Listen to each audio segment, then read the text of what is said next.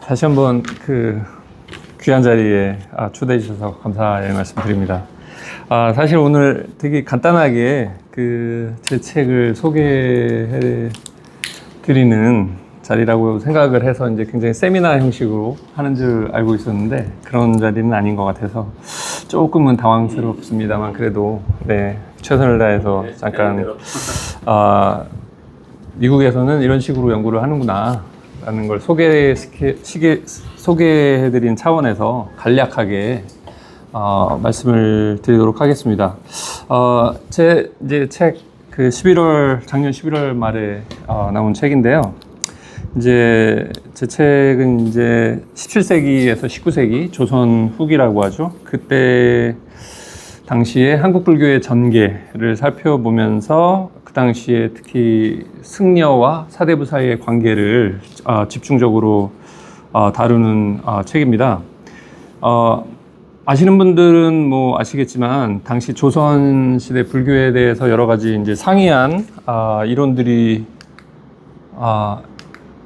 있었죠. 그래서 처음에는 불교 쇠퇴론이라고 해서 조선 후기에 승단 규모가 축소되고 새로운 교리를 발전시키지 못해서 불교가 전체적으로 쇠퇴했다, 이런 이론이 하나 있고, 다른 하나는 최근에 한국에서 젊은 학자들은 아니죠, 좀 소장학자들 위주로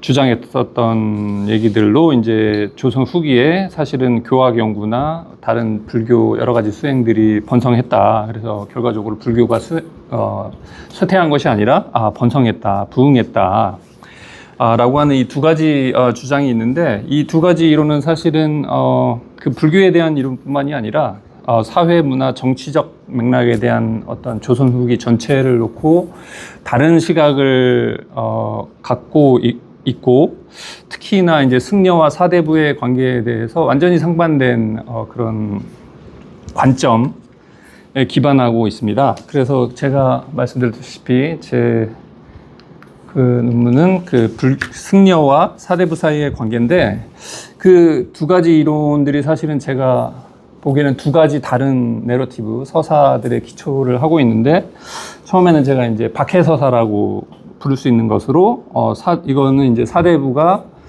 승려에 대해서 가지고 있었던 어떤 적대감을 강조하는 것이고, 이 서사에 따르면 마치 불교 쇠퇴를 주장하는 그런 학자들이 이야기하듯이 조선의 유교 엘리트들은 성리학의 입장을 고수하면서 불교에 대한 강한 반감을 유지하고 있었다. 그래서 승려에 대한 모든 지원을 중단했을 뿐만 아니라 불교를 사회학으로 규정하고, 그리고 정부가 강력한 배불 정책을 시행하도록 이렇게 이끌었다는 내용이었고, 그 결과 사찰은 재정적 기반을 상실하고 승려들은 이전 왕조 시절 누리던 사회적 혜택과 특권을 모두 잃었다는, 그래서 결국 승려들은 사회의 최하층으로 내려가게 되고, 결국은 교학적 성과를 결국은 낼 수 없었고, 어떤 지적인 자극이 없었기 때문에 지식인 층들로부터, 그래서 이 승려들은 소위 소외된 계층들, 여성이나 중하류 계층들에 대한 현세적인 그런 구원을 강조하게 되면서 그렇게 결국 생존에만 집중하는 식이 될 수밖에 없었고, 결국 승려들의 수도 결국 줄어들 수밖에 없었다라고 하는 게 박해서사라는 것이고, 두 번째는 시해의 서사라고 하는 건데, 이 서사는 승려와 사대부의 관계를 정반대로 묘사하는 것이죠. 그래서 사실은 이런 것을 주장하는 학자들에 따르면 사대부는 사실은 불교에 대해서 굉장히 긍정적인 태도를 가지고 있었고, 불교를 박해하던 그런 사례들도 사실은 굉장히 드문 사례들이었고, 결국 이 서사를 주장하는 학자들에 따르면 사대부들은 공식적으로는 승려를 배척했지만 자신들의 개인적 삶에 있어서는 승려들과 굉장히 교류를 굉장히 자주 하고 후원도 열심히 했고, 그래서 그런 사대부들의 어떤 동정과 후원 덕분에 이 승려들이 다양한 교학 연구들을 할 수 있었고, 다양한 불교 의례들도 행할 수 있었고, 그래서 전체적으로 비록 그 어떤 정부의 측면에서 승려들은 공식적인 차원에서 배제되기는 했지만, 적어도 사적인 영역에서는 불교 의례를 집행하고 사대부들에게 이렇게 선을 가르치기도 하면서 이렇게 활동적으로 활동을 했다는 얘기들인데, 사실 이 두 가지 서사가 굉장히 대립돼 보이긴 하지만 서로, 제가 보기에는 서로 어떤 공통된 전제를 몇 가지 가지고 있는데, 그 하나는 이제 소외 패러다임이라고 하는 건데, 이 승려들이 조선 유교 공동체 전체로부터 또는 그 양반 사대부들의 공적인 삶에서 최소한 소외되어 있었다는 그런 소외 패러다임을 공통적으로 두 가지 서사가 가지고 있고, 두 번째 또 중요한 두 가지 서사들이 갖고 있는 문제는, 두 서사 모두 이 승려와 사대부들의 관계에서 사대부들의 역할을 너무나 강조했다는 거죠. 그래서 승려들은 그냥 사대부의 반불교적 태도에 희생된 피해자이거나 아니면 친불교적 태도의 수혜자로 묘사를 해서 승려들이 굉장히 수동적 존재로 보여지게 만든다는 그런 문제점들이 두 가지 서사들이 가지고 있는 것이죠. 그래서 저는 이 두 가지 서사가 잘못됐다고 얘기하는 게 아니라, 사실은 두 가지 모두 어떤 복잡한 당시 사회의 한 일면을 포착하고 있어서, 그러니까 제 책에서는 이 두 가지 서사를 연결해서 조선 후기 승려들이 자신과 사찰을 위해서 적극적으로 그 승려들이 활용할 수 있는 가용 자원을 활용했던 행위자로서의 모습을 이제 보려고 했던 거고요. 그렇게 해서 승려들이 사대부와 맺은 그런 다양한 관계에서 승려들이 무엇을 했고 어떤 성과를 의도했던 아니던 이렇게 냈는지, 그리고 그런 성과 속에서 불교는 어떤 식으로 또 변했는지, 그런 거를 다뤘던 책입니다. 그래서 약간 이제 이론적인 얘기지만, 제가 이제 승려를 행위자, 이건 지나갔군요.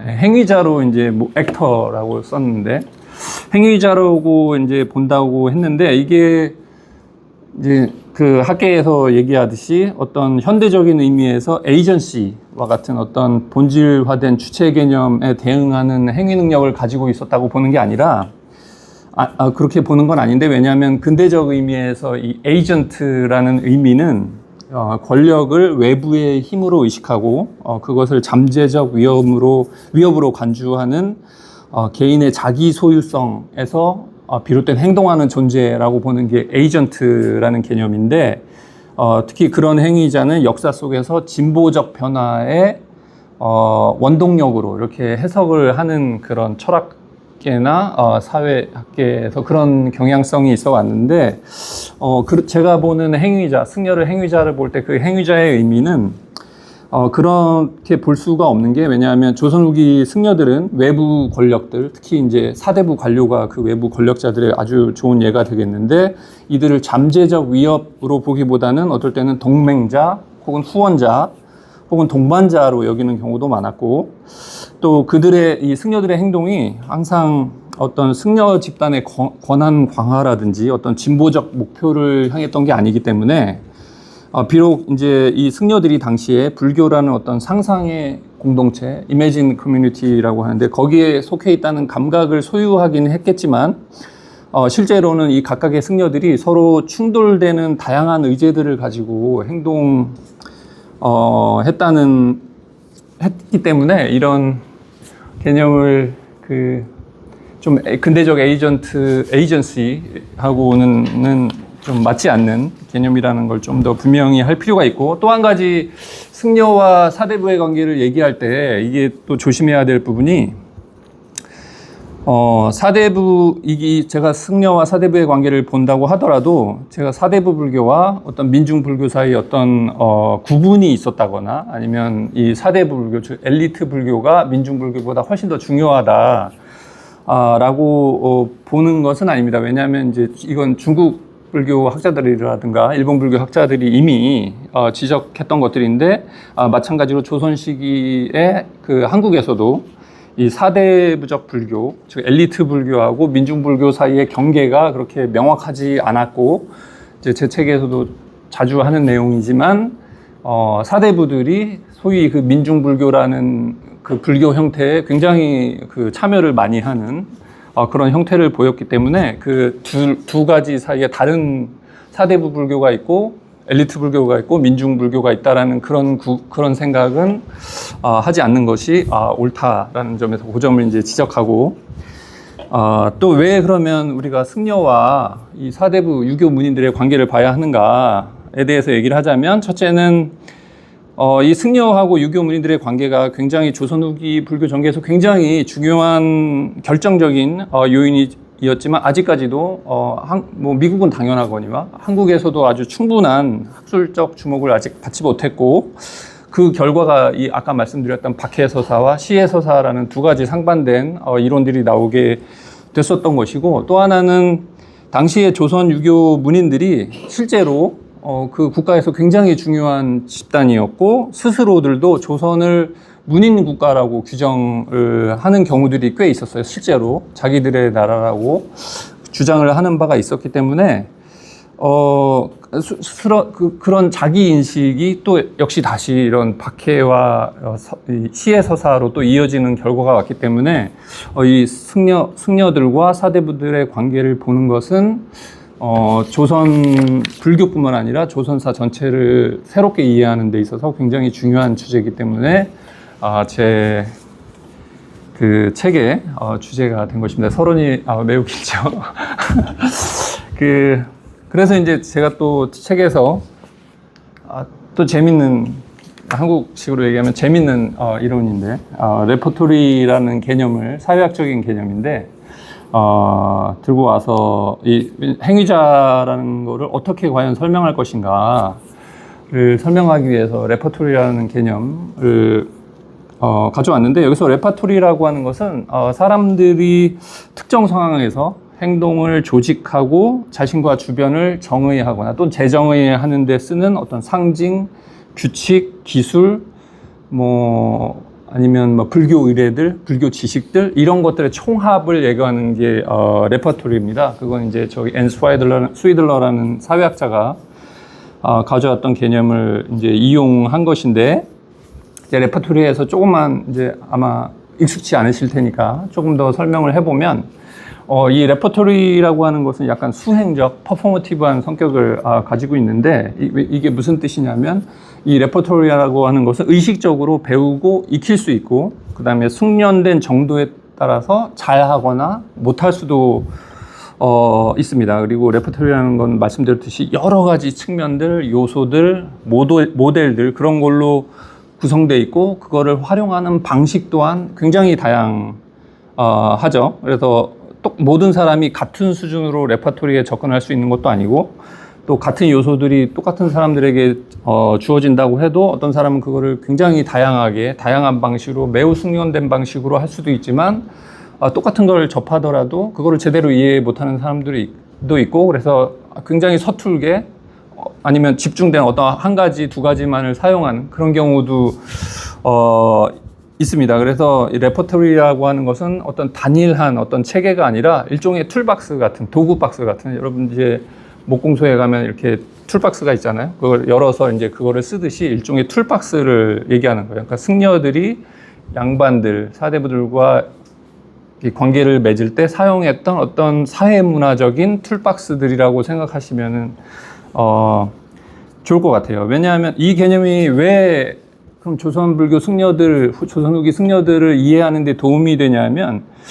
당시 승려들이 사실은 굉장히 서로 모순되거나 뭔가 이렇게 일치되지 않는 그런 불교의 요소들을 사용한 경우들이 많이 보여요. 예를 들면 이제 선수행과 정토 의례를 보면은 아시겠지만 두 가지 그 불교 전통이 굉장히 발전 과정도 다르고, 어떤 의미에서는 근본적인 사상적인 측면에서 두 가지가 굉장히 대치돼 보이는 경우들도 있죠. 근데 많은 승려들이 이 두 가지 선과 정토를 선승이라고 하더라도 두 가지를 똑같이 사용을 해요. 어떤 사람들한테는 선에 대해서 가르치고 어떤 다른 양반들을 만났을 때는 정토에 대해서만 얘기를 해요. 이 사람은 선승에 대해서는 전혀 언급도 하지 않고 정토 수행을 권장을 하게 됩니다. 물론 이제 이런 실천들이 단독으로든 함께든 깨달음에 도달하게 하는 어떤 그 큰 방편들의 하나라고 이해할 수도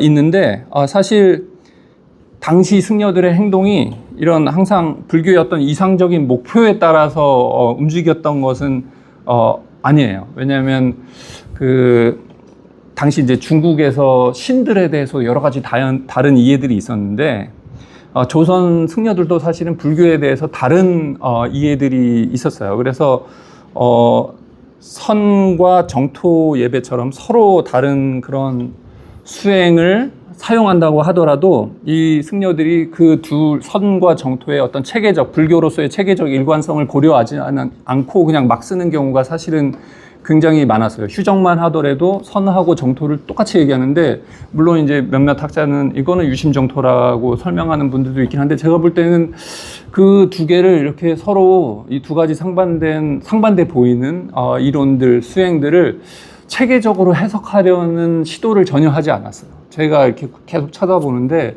그렇게 시도를 한 사람이 거의 없어요. 그래서 두 가지를 그냥 불교의 그 하나의 레파토리로서 그런 걸 생각하지 않고 그냥 막 이렇게 다른 양반들을 사용할 때 다른 것들을 이렇게 사용했다는 것이죠. 그래서 이게 레파토리라고 보면은 그대로 이해가 되어지는, 어떤 상황에서 어떤 사람에게 쓸 때마다 그거에 맞는 거를 꺼내서 사용하는 것 같은 그런 게 오히려 더 맞아 떨어졌다는 얘기죠.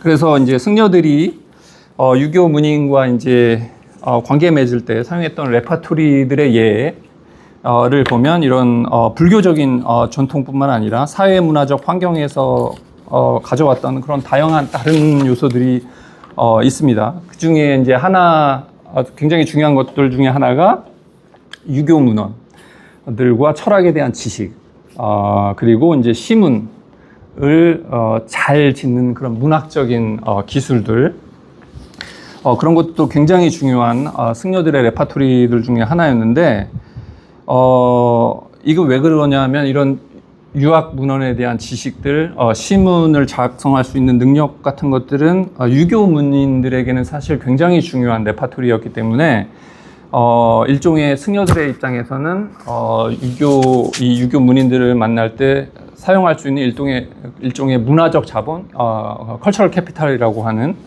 그것으로 작용하면서 이거를 잘 쓸 수 있음으로 인해서 당시 유교민들에게 인정을 받을 수 있는, 그러니까 그런 차원에서 이제 문화적 자본으로서 굉장히 중요한 레파토리들 중에, 승려들의 레파토리들 중에 하나였다는 거죠. 이외에도 관음 신앙이라든지, 안 써놨군요, 여기는. 네. 이외에도 선이나 정토 이외에도 관음 점술 신앙이라든지 아니면 불교 장례 의식 같은 것들을 어떻게 잘 행해낼 수 있는가에 대한 그런 지식들, 그런 것들도 그 레파토리의 숙련도에 따라서 굉장히 다양하게 다른 양반들을 대할 때 사용했었던 그런 레파토리들 중에 하나였습니다. 그래서 이런 레파토리들을 통해서 이런 다른 양반들과 어떤 개인적 관계를 심화하거나 아니면은 지역사회 혹은 국가 차원에서 승려들의 자신들의 어떤 정당한 영역을 확보할 수 있는 그런 레파토리들로서 그런 위치를 확보할 수 있게끔 만드는 그런 역할을 했다는 것이죠. 이외에도 국가 법과 규율에 대한 지식들, 이거는 이제 승려들이 공격을 받을 때, 특히 어떤 양반들에게 공격을 받을 때 굉장히 또 활용할 수 있는 요소들이 됐었고, 충과 효 같은 그런 윤리적인 행위들도 자신들을 보호하고 또 자신들의 권리를 주장하는데 굉장히 중요한 요소들 중에 하나였었죠.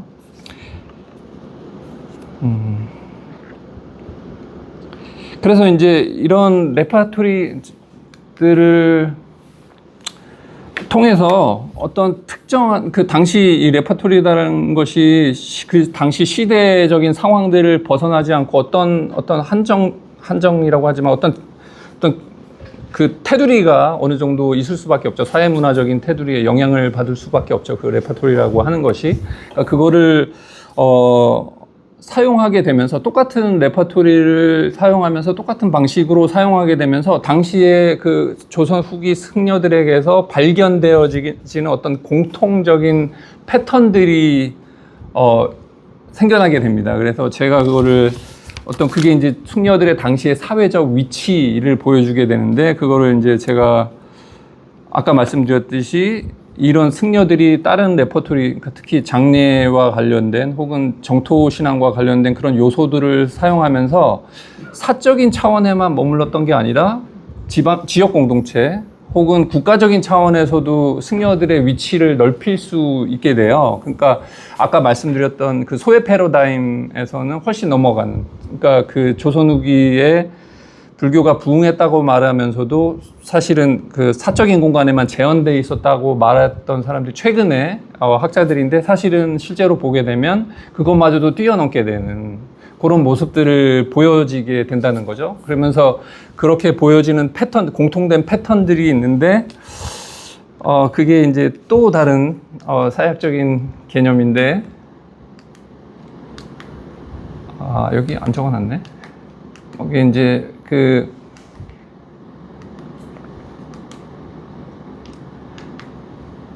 특권적 주변성이라고 하는 건데, 그거는 이제 끝에 이제 결론 부분에서 이제 좀 더 설명을 드리겠습니다. 왜 그게 승려들을, 우리가 조선 후기 승려들을 정의 내릴 때 왜 특권적 주변성의 위치에 있었다고 얘기를 할 수 있는가에 대해서는 나중에 좀 더 이 얘기를 좀 더 한 다음에 설명을 드리겠습니다. 이제 아직까지 이제 굉장히 이론적인 얘기에서 도대체 무슨 얘기를 이 사람이 하려는 건가 궁금하실 텐데, 몇 가지 예를 들어서 설명을 해보도록 하겠습니다. 네, 이제 과연 그럼 승려들이 양반들이라고 하는 그런 조선 사회 엘리트들을 만날 때 어떤 식으로 레퍼토리를 사용하는가를 보면, 이제 먼저 흔히들 이제 불교 승려들과 양반들의 관계를 얘기할 때, 이제 특히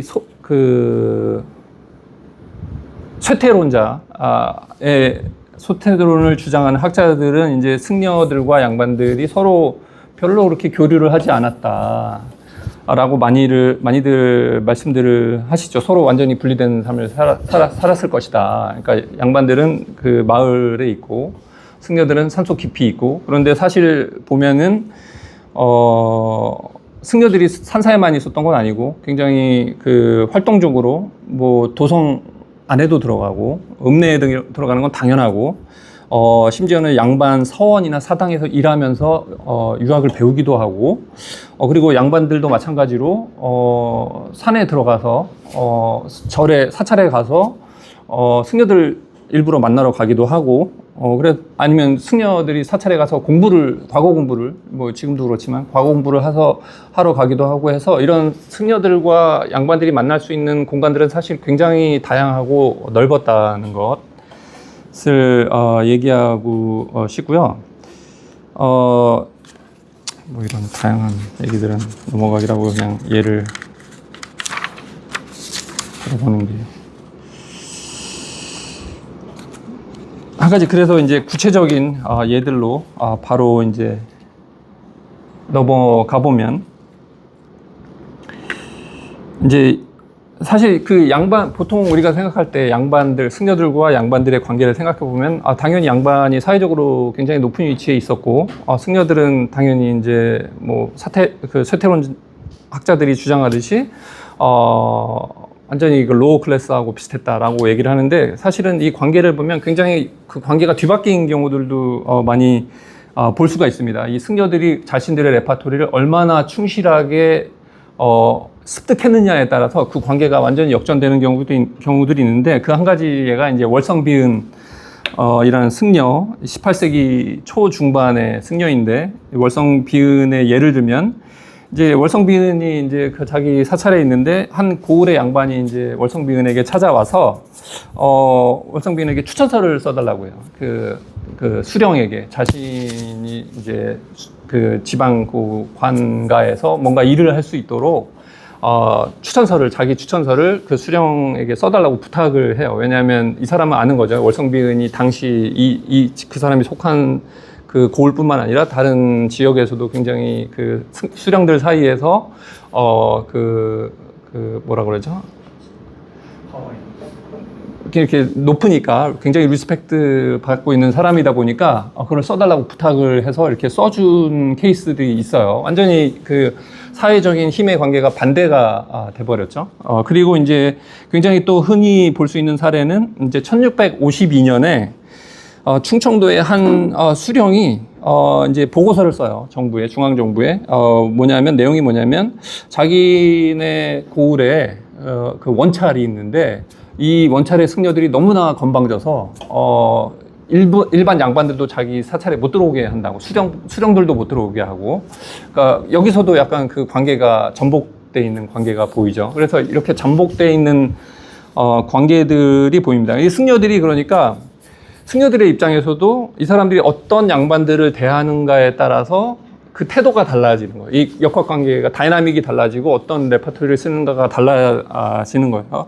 그래서 굉장히 그 관원들, 그러니까 그 수령들하고 할 때는 이 승려들이 굉장히 적극적으로 접근을 합니다. 특히 관찰사, 중앙의 고위 관료들, 이 사람들한테는 모르는데 문안 편지를 먼저 보내서 나 이런 사람인데 만나서 우리 그 도가 철학에 대해서 이야기하고 싶다. 그런 얘기를 먼저 찾아가든지 아니면 지방 관아에 그냥 무작정 찾아가요. 찾아가서 이렇게 서로 면식을 만들려고 수령과 계속 그렇게 편지를 보내는데 예를 들어서 아무런 답장이 없다. 그럴 땐 또 편지를 다시 써서 보내기도 합니다. 그 가운데 이제 굉장히 재밌는 사례가 동사열전에 나오는데 여기 해봉성찬하고 이제 김성근이라고 하는 사람의 관계에 대한 얘기가 들어져 있는데 당시 전라도 위봉사의 주지 스님이 이 당시 관찰사 전라도 관찰사 김성근에게 이제 최근 발견된 그 명문의 탁본을 제출하는데 이 주지 스님의 말에 따르면 원래 명문은 그 사람이 이제 당시 진행하고 있던 인근 산에 어떤 중창 불사 중에 발견이 된 거예요. 근데 그 명문에 뭐라고 써 있었냐면 해봉성찬이라는 승려가 죽은 뒤에 김성근, 지금 이제 관찰사 이름이죠. 김성근이라는 이름의 양반으로 환생해서 전라도 관찰사가 되겠다라는 그런 거를 일종의 그 원문으로 남겨놓고 게 발견이 됐다고 당시 이제 관찰사에게 가서 보고를 한 거예요. 그래서 이제 관찰사가 그거를 딱 보고 나서 이 사람이 그러면 내가 거기를 직접 가봐야겠다. 그래서 가봤는데 마침 그때 어떤 건지는 모르겠는데 어떤 상서로운 징조가 있었고 이 관찰사는 그거를 이 주지 스님이 말한 자기 전생담을 그 증언해주는 확인해주는 어떤 표징으로 해석을 해요. 그렇게 방문을 하고 난 다음에 이 김성근이라고 하는 관찰사는 이 불사의 지원을 결심해서 굉장히 여러 가지 불사 자체에 대해서도 굉장히 호의적으로 바뀌고 이 불사 전 과정을 감독했고 그 이후로 그다음에 나중에 완공을 기념하는 충문까지 써내요. 근데 이제 이 관찰사가 그 전에 불교에 대해서 호의적이었거나 아니면 이 사주들하고 다른 승려들을 알고 있었다는 증거는 없어요. 그러니까 최소한 이 주지 스님이 이거를 이용했다는 거죠. 이런 아주 특이하게 이 관찰사와 뭔가 이제 좋은 관계를 맺으려고 이렇게 하는 경우들도 있습니다. 물론 이제 승려들이 관원하고 당연히 관료들하고 관계를 맺기에 더 공을 들일 수밖에 없죠. 왜냐하면 사회적 경제적 지위가 있는 사람들이니까, 정치적 지위가 있는 사람들이니까. 그렇다고 해서 이 사람이 또 이 승려들이 지방 양반들을 완전히 무시하거나 그랬던 건 아니에요. 왜냐하면 양반이라는 것 자체가 확률은 떨어질 수 있지만 언젠가 관료가 될 수 있는 일종의 예비군 같은 성격의 그런 집단이었기 때문에 그 사람들의 관계들을 완전히 무시하지 않아요. 특히 그 지방 양반들 중에서도 그러니까 지방 양반들에게도 이제 시를 먼저 보내고 찾아가고 그런 활동을 합니다. 그리고 특히나 그 지방에서 권세가 굉장히 있는 혹은 굉장히 이름난 그런 유학자인 경우에는 보다 더 적극적으로 승려들이 접근을 합니다. 그 얘가 이제 무경자수라고 하는 무경자수는 조선시대에 굉장히 보기 드문 양반 출신의 승려인데 이 승려는 당시 그 일대에 굉장히 이름난 유학자 소천이라고 하는 유학자가 있었어요. 근데 그 사람한테 편지를 쓴 게 있는데 하루에 3번, 거기 편지의 내용에 보면 하루에 3번씩 이 유학자를 찾아가서 자신한테 유학을 좀 알려달라라고 했는데 만나지를 못했어요. 그래서 무경자수는 생각하기를 내가 불교 승려이기 때문에 이 학자가 자기를 만나기를 거부하는 것 같다라고 그렇게 썼지만 또 마지막에 또 한 번 자신을 만나달라고 또 부탁을 하는 그런 편지를 씁니다. 그러니까 굉장히 적극적이죠. 만나려고 이런 관계를 맺으려고 이렇게 굉장히 적극적으로 당연히 여기서 이제 그런 어떤 시문을 쓰는가가 굉장히 중요하게 되겠죠. 이제 그러니까 승려들이 이제 그 양반들과 관계를 맺으려는 그런 시도들이 굉장히 다양했고 상대에 따라서 말씀드렸듯이 수단도 굉장히 달라지고 그렇지만 어떨 때는 이게 성공을 하지만 어떨 때는 실패를 또 하게 되겠죠. 그리고 심지어는 승려들이 자신들의 사찰뿐만 아니라 자신을 방어해야 되는 그런 상태로 몰리기도 해요. 그럴 때 방어를 할 때 또 레파토리의 요소들을 활용해서 또 자신들을 방어하기도 해요. 그 중에 하나가 다시 시문인데 그 예를 들면 이 시문을 과연 그러면 당시 그 승려들이 어떻게 사용했을까?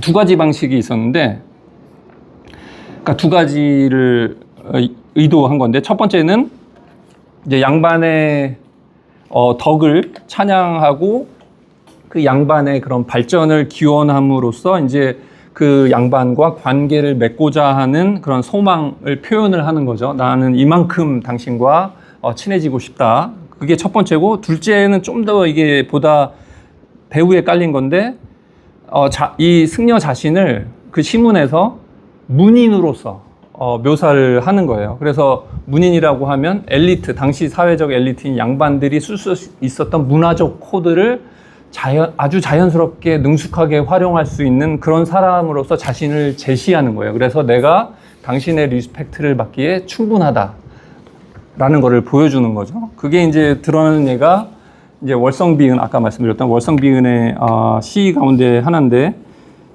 여기서 이제 이 승려는 이제 그 김창흡이라고 하는 양반, 굉장히 유명한 시인이었죠. 양반들 사이에서도. 그 사람의 시에 운을 따서 이 시를 쓰는 건데 써서 이제 양반에게 보낸 거죠.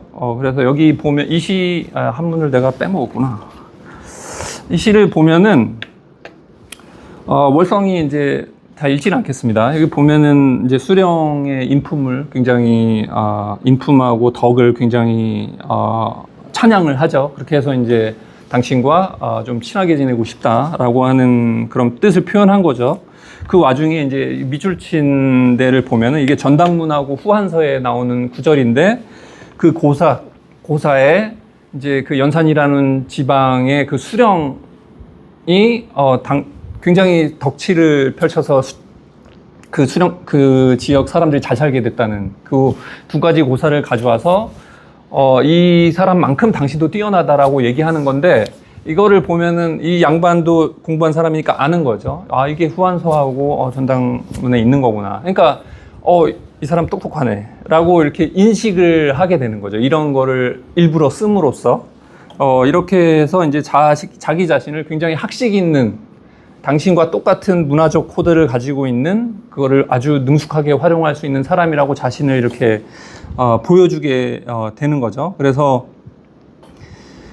당신의 존중을 받을 수 있고 또 당신과 친해질 만큼 충분한 자격이 있는 사람이다 내가 라는 것을 보여주는 거죠. 그렇게 해서 이제 관계를 맺으려고 하는 거죠. 이 사람이 또 말씀드렸듯이 고을 수령에게만 보낸 건 아니죠. 이제 지방 유생에게도 또 편지를 보냅니다. 이제 유교문인 김생이라는 사람에게 보낸 건데 여기서도 이제 똑같은 방식의 그런 두 가지 요소들을 볼 수가 있는데 이제 김생에게 쓴 편지가 사실은 6개가 있는데 그 중에 5개는 이미 관계를 맺은 다음에의 얘기고 이거는 이제 아마도 맨 처음 보냈을 거라고 생각이 돼요. 왜냐하면 나머지 5개는 그냥 자신들의 우정을 찬탄하는 그런 내용이기 때문에 아마도 이게 가장 처음 시였을 것이라고 생각되는데 의도는 이제 분명하죠. 여기 보면은 굉장히 양주, 묵자, 뭐 이런 얘기, 안회, 공자 이런 얘기 들어가면 내가 이런 사람들 안다라는 뜻이잖아요. 이게 내가 당신과 이런 얘기를 할 만큼 나는 그런 충분한 지식을 가지고 있다라는 거를 보여주는 거죠. 그래서 그리고 또 이제 여기 보면 자신도 이런 철학 전통에 능통하고 그래서 공자를 포함한 모든 그런 성현이 걸어간 길과 같은 길을 나도 지금 걷고 있다라는 거를 이 양반 유생에게 보여주는 거죠. 그래서 당신과 한번 이런 지적인 그런 우정을 나눌 만한 사람이라고 보여주는 그런 시문이 되는 거죠. 그러니까 이런 시문을 직접 쓰는 것 외에도 월성비은에게 또 문집이 있습니다. 근데 문집이 있는데 여기에 이제 서문들이 3개가 있는데 이게 또 이 서문들을 부탁하는 것이 승려들이 당시 양반들과 관계를 맺을 때 활용하는 또 다른 레퍼토리 중에 하나라는 거죠. 이제 서문이 3가지가 있는데 물론 이제 그 제자들이 당시 고위 관료들에게 부탁을 해서 써달라고 이게 우리 스님의 문집인데 읽어보시고 이 서문을 써주세요라고 부탁을 한 건데 1795년에 2편 최재공, 이형원. 최재공은 아시겠지만 굉장히 영의정까지 올랐었던 고관이었고 그다음에 이형원은 충청 관찰사였고 굉장히 고관이죠. 그런 사람들에게 부탁을 해서 받았고 3번째 서문도 굉장히 재밌는 케이스인데 이재순이라고 하는 사람인데 이 사람은 당시 그 월성 비은의 개통의 그 사찰이 있던 고을의 곡성의 수령으로 임관한 지 얼마 안 됐을 때 부탁을 받아서 쓴 거예요. 이 제자들은 이 사람들과 거의 교류가 없었던 건데 특히 왜냐하면 이 이재수는 그 고을에 임관한 지 정말 얼마 안 돼서 그런데 그 부탁한 시점은 이미 월성비은이 죽은 지 20년 후라는 점에서 이런 걸 부탁하는 것 자체가 사실은 그 제자들이 양반들과 관계를 맺는 데 쓸 수 있는 일종의 레파토리 중에 하나로서 이 승려들이 활용을 했다는 게 되죠. 네. 그래서 굉장히 호의적인 편지를 받게 돼요. 그래서 그러면 벌써 이제 관계가 맺어진 게 되는 거죠. 이런 것을 계기로 해서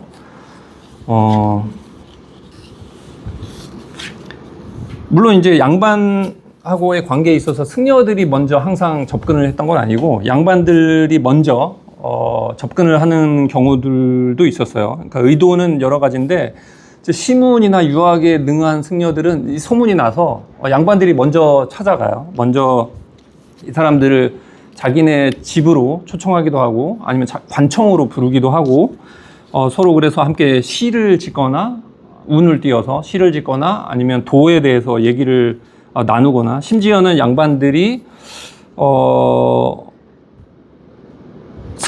승려를 이런 학식을 갖고 있는 승려를 스승으로 여겨서 자신의 자녀를 보내요. 유학 공부를 시켜달라고, 유학을 알려달라고. 그래서 아주 많은 케이스는 아니지만 그런 케이스들이 아직까지도 조선시대까지도 이어졌다는 걸 보면은 조선 후기의 승려들도 동아시아 승려의 전통적인 역할 가운데 하나죠. 지역 사회에서 유학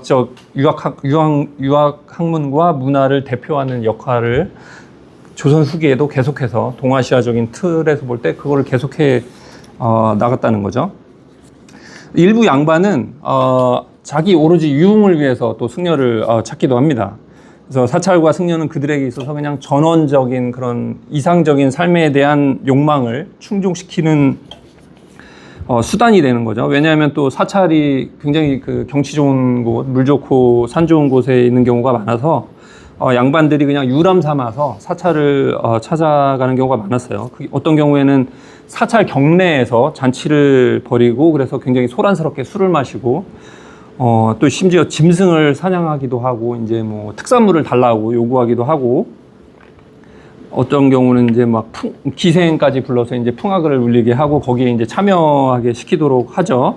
그래서 이제 굉장히 부담이 돼서 정약용이 이런 말을 하기도 해요. 현령이 한번 절에 유람을 오면 절의 승려들이 반년에 쓸 거를 그 며칠 사이에 다 써버린다라는 얘기를 해요. 너무 부담이 돼서 그게. 더 나아가서 이제 이 양반들, 사찰을 찾은 양반들이 승려가 자신들을 소홀히 대했다고 생각하면 때로는 정말 때리기도 해요. 폭력을 행사하기도 했어요. 1889년에 법주사의 그 완문에 쓰여진 건데 어떤 일이 기록되어 있냐면 이제 인근의 양반 그 무리들이 그 사찰 근처에서 유교 의례, 아마 이제 산신령에게 했던 유교적인 의례를 하고 난 다음에 법주사를 방문해서 거기에서 이제 거기를 기지 삼아서 이제 그 산을 유람을 하겠다라고 얘기를 하고 승려들한테 자기들을 이제 시중을 들라고 해요. 근데 막 승려를 하인처럼 부리고 막 그랬는데 심지어 이제 그 승려들이 하는 그런 봉사가 불충분하다고 얘기면 이 승려들을 때리기도 했는데 그 피가 막 흘러나와서 사찰 경내가 피로 물들었다라는 그런 기록이 있을 정도입니다. 또 다른 거는 이제 가마부역이라고 제가 얘기하는 건데 이건 뭐냐면 이제 좀 권력 있던 양반들 나이에 상관없이 양반들이 이제 산으로 유람을 갈 때 인근 사찰 승려들에게 가마를 들게 하는 거죠. 자신들이 타고 있는 이건 정말 젊은 양반들도 많이 조금 권세 있는 양반들 같은 경우도 많이 했던 건데 이게 사실은 굉장히 승려들에게 좀 힘이 많이 들었던 것 같아요. 그래서 조선 불교 통사에 보면 금강산 사찰들 사이에서 전해져 내려오는 이야기가 있는데 어떤 거냐면 조선 후기에 어느 시기에 양반이 그 두 승려에게 가마를 들고 이제 산을 올라가게 했는데 이 양반이 자기네들 힘든 거는 신경도 안 쓰고 너무 비인간적으로 대하니까 이 승려 두 명이 너무 이제 힘이 들어서 이 비인간적 처사에 마치 한 거 하듯이 가마를 맨 채로 절벽으로 뛰어내려서 그냥 자신들도 죽고 이 양반도 죽고 그런 얘기가 있어요. 이게 뭐 정말 사실인지 여부는 알 수 없지만 당시 그 조선말 양반들에게 승려가 당했었던 그런 극심한 학대의 어떤 한 편을 보여주는 것이기도 하죠. 그래서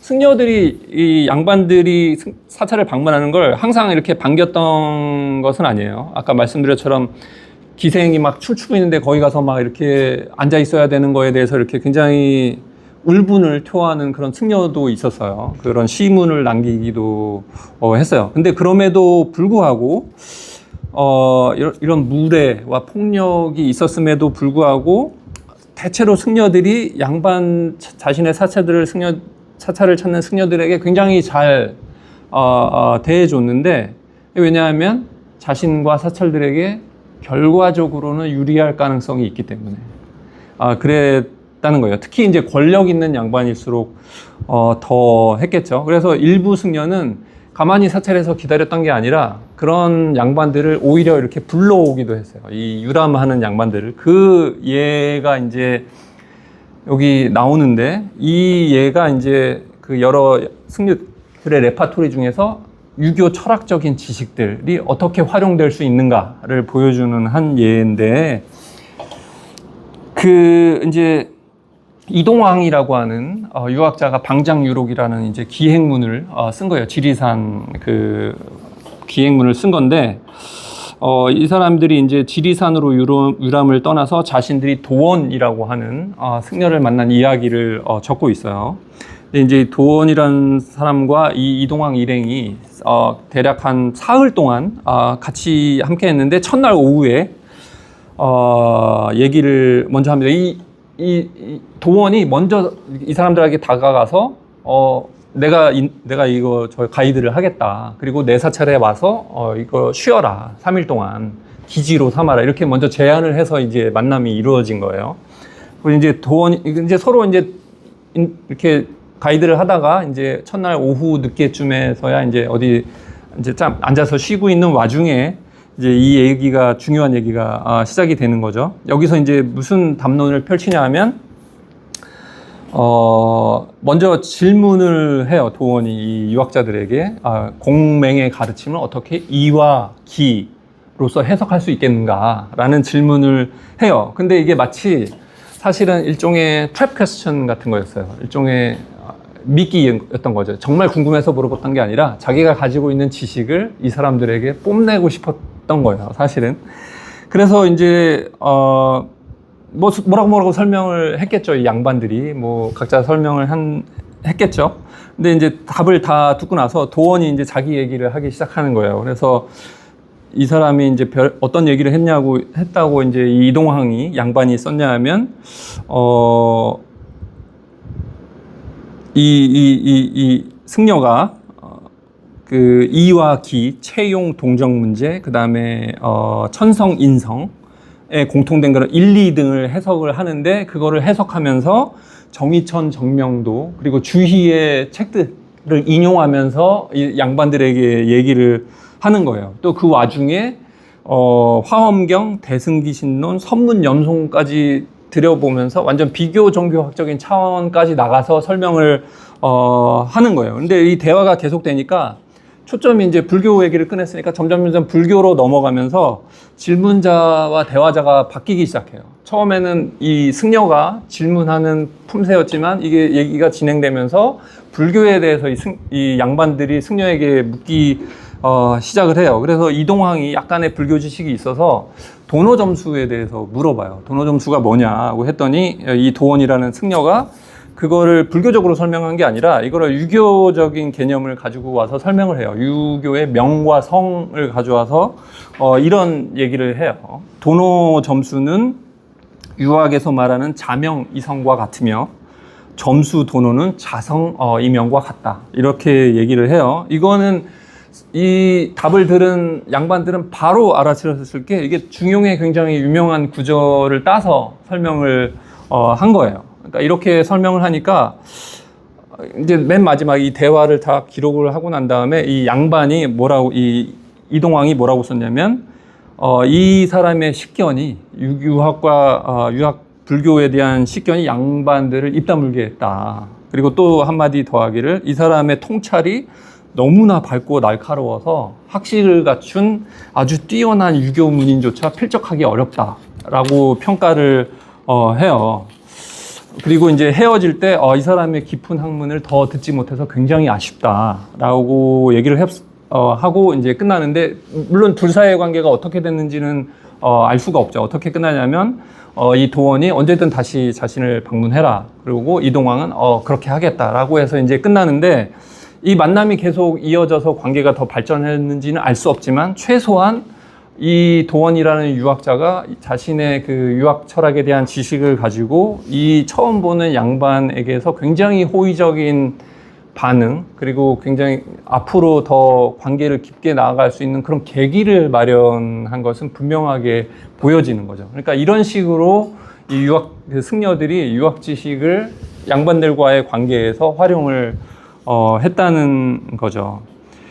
물론 이제 이렇게 승려들이 관계를 이렇게 맺으려고 시도를 했다고 해서 항상 성공했던 건 아니죠. 굉장히 제대로 실패한 경우도 있죠. 처음에 문전박대를 당하는 경우도 당연히 있었고, 물론 이제 승려들이 포기를 안 해요. 계속 찾아가요.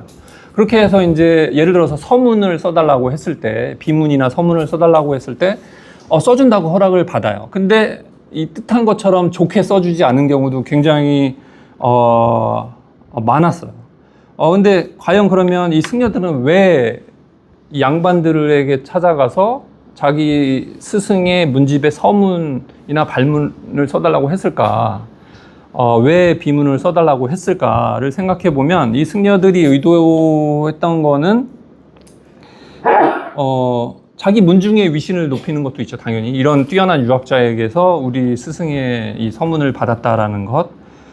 그리고 또 이런 것들을 다른 양반들이 언젠가 찾아왔을 때 보여주면서, 다른 양반들의 관심을 또 끌어올 수 있고, 또 그거를 계기로 다른 양반과 또 관계를 맺을 수도 있었던 거죠. 자기 문중을 높이는 것뿐만 아니라 이런 다른 양반들과 또 관계를 맺을 수 있는, 그 서문을 부탁했던 그 양반뿐만 아니라 그것을 나중에 찾아서 읽게 되는 양반들하고도 관계를 맺을 수 있게 되는 거였죠. 그래서 이제 서문을 보면 이런 찬술문들을 보면은 보통 뭐 암묵적인 그런 룰이 있었어요. 그래서 이 사람을 보통 모범적인 불교인으로서 묘사를 하는 게 일종의 암묵적인 그런 거였는데, 일부 양반 그 기교자들은 그거를 따르지 않고 다른 식으로 쓰는 경우들이 있었어요.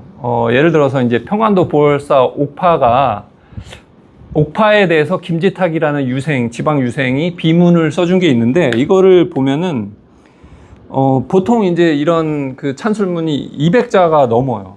굉장히 좀 길게 써주고 이렇게 써주는데, 이 비문은 70자 정도밖에 안 돼요. 그리고 그 내용을 보면은 이제 대사라고 부르긴 했는데, 그냥 아주 출가 연월, 법맥, 입적 연월 이것만 쓰고 끝내요. 그냥 어떤 그 승려로서의 어떤 덕, 뭐 그런 거를 도에 대해 전혀 언급을 안 해요. 그러니까 그거를 읽고 나면은 과연 이 사람이 왜 썼나 이거를. 그러니까 그걸 읽다 보면은 이 사람이 억지로 쓰지 않았나? 하도 부탁을 집요하게 하니까 그런 느낌이 들게끔 그런 식으로 쓰는 경우들이 있어요. 그 외에 이런 냉담함 뿐만 아니라 오히려 반감을 보여주는 그런 서문들도 있는데, 예를 들면 이제 김정중이 쓴 진업팔관에 대한 그 문집 서문인데, 여기서 뭐라고 쓰냐면 이 진업팔관이 이 사람의 진업팔관의 유학에 대한 학식 그리고 문장력을 굉장히 칭찬을 해요. 이 김정중이라는 유학자가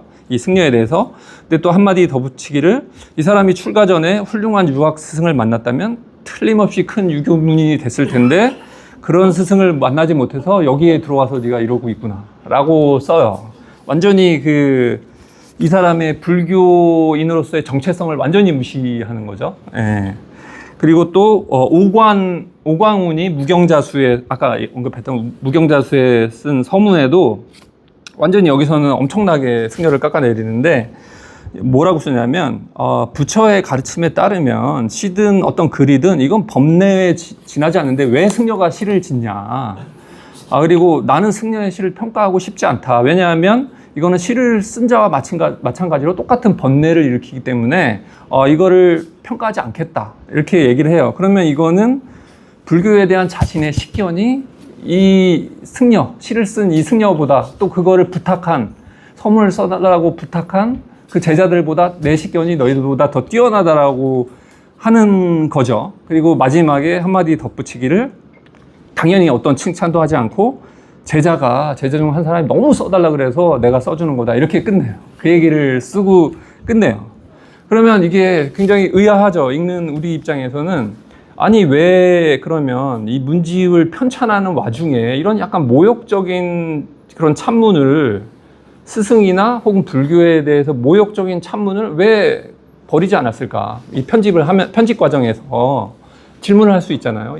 왜 이걸 그대로 놔뒀지? 그죠? 그렇게 하는 거는 왜냐하면, 그렇게 만약에 하면 이건 양반에 대한 굉장한 모욕이기 때문에.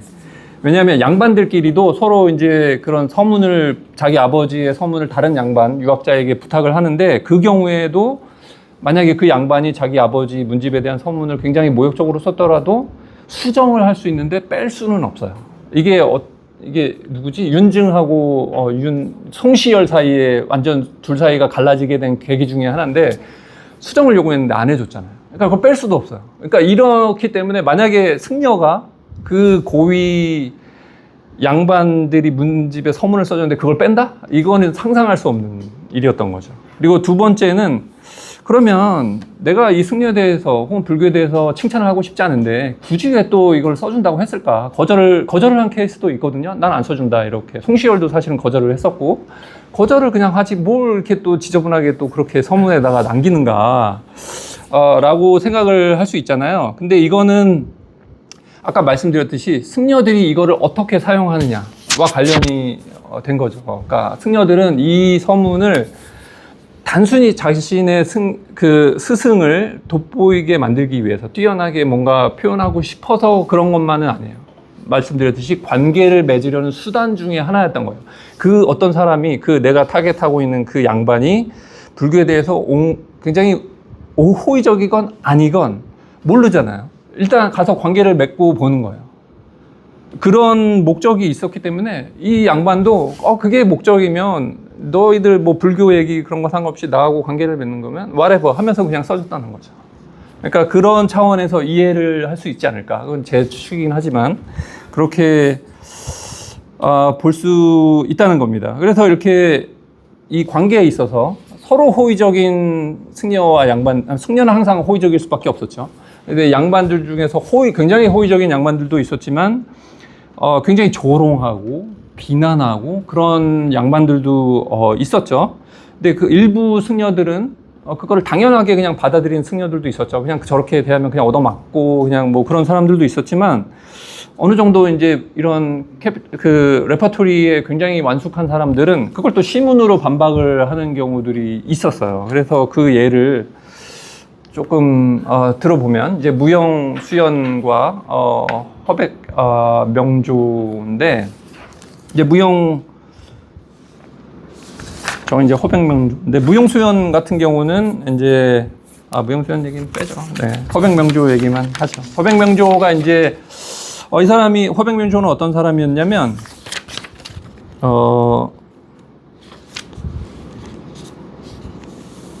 허백명조는 의승군을 만주 침입식에 의승군을 이끌기도 해서 당시 여러 고위 관료들하고 이렇게 교류가 있었던 사람이었어요. 그래서 이제 이 사람이 다 이제 모든 게 끝나고 자신이 이제 사찰 조그만 암자에서 이제 은퇴해서 쉬고 있는데 젊은 유교 문인이 그 초암에 들렀다가 그 살림살이가 초라하다고 그래서 승려를 약간 비웃었던 것 같아요. 누군지 모르고. 그래서 허백이 이런 시를 써서 이제 답장을 보내요. 근데 여기 보면은 이 사람의 수준을 보여주죠. 여기 보면 이제 아까 봤었던 월성의 시하고는 정반대죠. 월성의 시에서는 양반을 굉장히 칭찬하고 그랬지만 여기서는 완전히 거의 비웃고 있는 거예요. 사실은 여기 보면 이제 신선의 차라고 하는 것은 이제 불교의 여기 이제 맨 마지막에서 두 번째 줄에 신선의 차, 불교를 얘기하는 거죠. 불교를 비웃지 마라라고 얘기하는 건데 사실은 너가 이렇게 무지와 불교에 대한 무지와 오만을 드러내서 스스로의 위신을 깎아내리지 말라라고 말하는 것이고 이게 이제 오원율시로 되어 있는데 중국의 이제 유물 인물들 다 이렇게 한유 태전 뭐 이렇게 하면서 배유 황벽 하면서 다 양반들이 알만한 사람들을 써 내려가죠. 그리고 이제 시를 굉장히 멋있게 잘 썼는데 여기 제가 하이라이트한 부분 이렇게 변칙을 준 거죠. 변칙을 주면서 그 두 내용이 이 양반을 꾸짖는 내용이 되는 거죠. 넌 보지 못했니? 너 이런 거 모르니? 이러면서 당연히 나는 이런 거 아는데 넌 이런 것도 모르니? 하면서 너의 수준이 그렇구나라고 얘기를 굉장히 이제 비꼬는 거죠. 그래서 이거를 딱 보면은 이 사람이 굉장히 이 시를 작성하는 데 있어서 굉장히 뛰어난 사람이라는 거를 바로 알 수 있죠. 근데 이 승려들이 무용수원과 허백명조에게 이렇게 이제 한번 했다가 당했던 이런 양반들이 이 두 사람의 그 당시의 사회적 위치를 알았는지 몰랐는지는 모르겠어요. 당시 사회적 위치가 웬만한 그 유교 문인들보다 위에 있었던 사람들이죠. 왜냐하면 고위 관료들하고 직접적으로 대화를 나누던 사람들이니까 일반 지역 유생들하고는 사회적 지위가 상당히 차이가 나는 사람이죠. 그래서 이 시에 대해서 적어도 이 두 양반이 뭐 굉장히 모욕적인 시인데 뭐라고 이 양반들이 대꾸를 한 기록은 찾아볼 수가 없어요. 아마 대꾸를 하지 못하지 않았을까. 그 사회적인 지위의 차이를 알았다면. 그리고 또 하나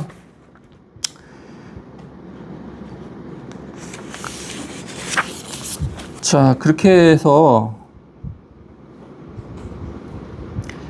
여러 가지 굉장히 못되게 구는 양반들이 많았잖아요. 승려들에 대해서. 승려들 자신뿐만 아니라 그 사찰들에 대해서도 굉장히 그거를 침탈하는 케이스들이 굉장히 많았잖아요. 그래서 그거를 어떤 식으로 피해야 될까? 굉장히 여러 가지 방식을 이 조선 후기 내내 승려들이 고안을 해내요. 그 중에 하나가 이제 서원이나 양반들의 서원이나 문중들하고 결연을 맺어서 거기에 종속된 사찰로서 어느 정도 좀 보호를 받으려고 하는 노력들이 보이는데 그게 거기서 끝나진 않아요. 그 서원이나 문중의 사찰이 됐다고 해서 그게 없어지지 않아요. 심지어는 문중의 사람들이 그냥 더 학대를 하게 돼요. 더 막 쓸데없는 일을 많이 시키고 막 하인처럼 쓰기도 하는 케이스들이 많이 발견되는 경우가 있어요. 그리고 때로는 법적 조치를 실제로 그냥 취하기도 해요.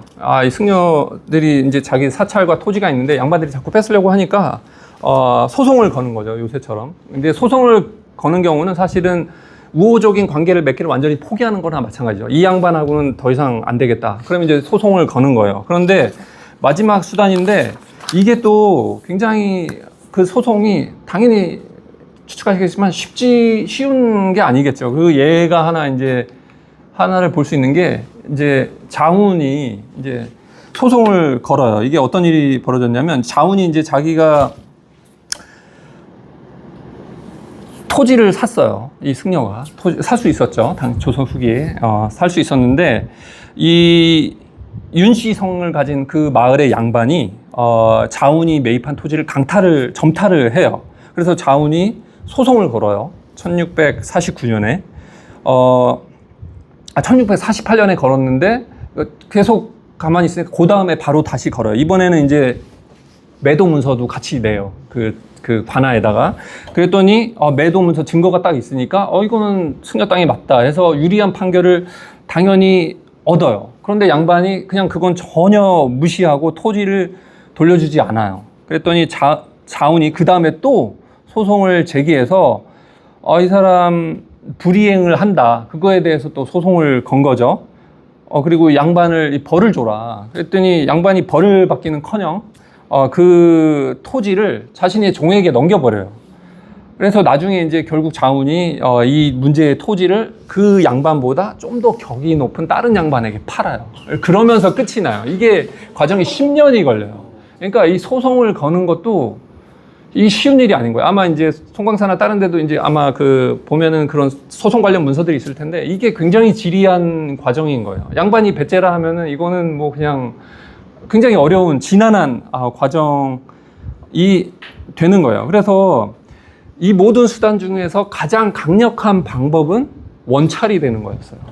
왕가의 원찰이 되는 거였는데 그 여러 가지 공식 인증을 받는 방법들이 있는데 그거는 뭐 굳이 설명할 필요 없고 근데 그런 원찰을 받는 과정도 이 승려들이 별의별 방식의 레퍼토리를 많이 사용을 해요. 그 중에 하나가 뭐냐면 굉장히 약간 불법적으로도 보일 수 있는 방법을 이 승려들이 사용하는데 박지원 그 실학자로 우리가 흔히 유명한 박지원이 이제 그 강원도 양양에서 수영을 하고 있을 때 관찰사에게 보고서를 내요. 뭐냐면 이 자신의 관내 사찰의 승려들이 불법적인 수단으로 원찰 지정을 받았다고 소송을 이게 탄원서를 관찰사에게 보내요. 박지원이.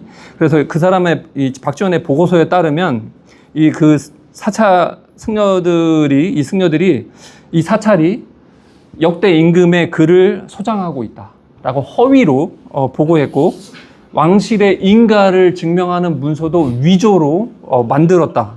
그리고 나서 심지어 원찰주의를 어떻게 그렇게 해서 받았는데 그렇게 받고 나서는 지역 그 군민들 사이에 군림하면서 심지어 수령에게도 원찰로서의 예를 표하지 않는다고 수령에게도 뭐라고 한다라고 권위를 흔든다라고 이제 관찰사에게 보고서를 보낸 게 있어요. 그래서 그것만 놓고 보면 이게 박지원이 정말 이게 사실인지 아닌지 보고서가 사실인지 아닌지는 알 수 없지만 이 당시의 승려들이 자신과 자신들이 속한 사찰의 이익을 위해서 자신이 가지고 있는 그 사회문화적 레퍼토리를 아주 충분하게 거의 불법적으로 보일 정도로 활용을 했다는 거죠. 그래서 이제 결론으로 이제 거의 끝나갑니다.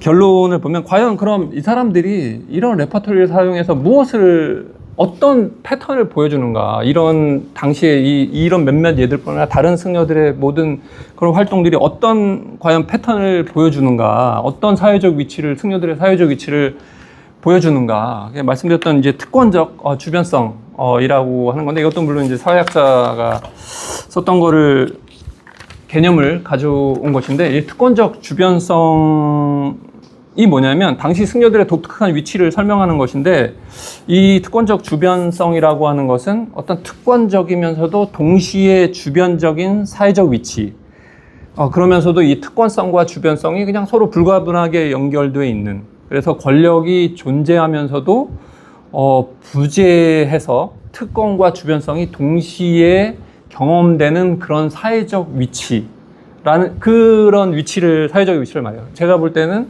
조선 후기 승려가 바로 이런 것이었다. 이게 왜 그런가 하면, 이거는 그 고려시대 승려들과 비교하면 아주 명확하게 승려들이 주변화된 거는 명확하게 알 수가 있죠. 고려시대는 그 불교 교단이 국가 권력과 아주 밀접하게 연결이 돼 있었죠. 왕사, 국사라는 제도를 통해서 아주 연결이 되어 있었고, 특히 왕족뿐만 아니라 유력 가문 출신들의 자제들이 승려가 되기도 했고, 그 사람들이 승려 그 교단에서 굉장히 높은 위치를 차지했고, 또 승과 제도가 있었고, 그게 이제 국가와 승단의 관계를 계속 지속해주는 그런 역할을 했고, 또 그래서 그 당시 고려 시대 경작지의 상당한 부분을 이 고려 그 사찰들이 소유를 하고 있었죠. 당연히 세금 면제를 엄청나게 받았고, 그러니까 사회, 정치, 경제적으로 엄청난 위치에 있었죠, 승려들이. 근데 조선 후기에는 이게 완전히, 이 관계가 거의 완전히 단절이 되죠. 당연히 그 왕사국사제 없어졌고, 그 다음에 유력 사대부 가문 출신들이 승려로 출가한 경우는 거의 찾아볼 수 없고, 동사 열전이 아니고 뭐냐, 생각이 안 나지. 그 두 개의 그 고승전들, 조선 후기 고승전들인데, 거기 출신들을 찾아보면 양반 출신이 거의 없어요. 특히 유력 가문 출신, 벌렬이라고 하는 유력 가문 출신들은 정말로 찾아볼 수가 없어요. 그러니까 완전히 없죠. 그리고 이제 재산을 물론 소유하고 그 와중에 조금 부유한 승려들이 있었지만, 고려하고 비교하면 뭐 비교할 수 없을 정도로 경제적인 지위는 하락을 했죠. 그러니까 굉장히 주변화된 것은 맞는 사실이에요. 그러면 어떻게 특권을 유지할 수 있었는가?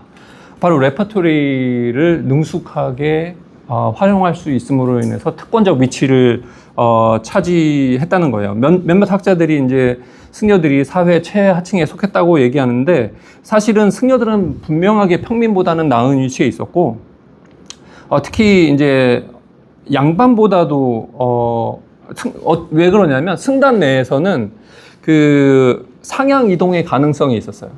일반 조선 후기 사회에서는 상향 이동, 신분의 상향 이동이라는 것은 거의 불가능했거든요. 근데 승단 내에서는 그게 가능했어요. 그래서 평민이나 천민 출신 승려가 교육을 받아서 불교 문인이 되고 지도적 위치에 오르는 경우도 굉장히 많았어요.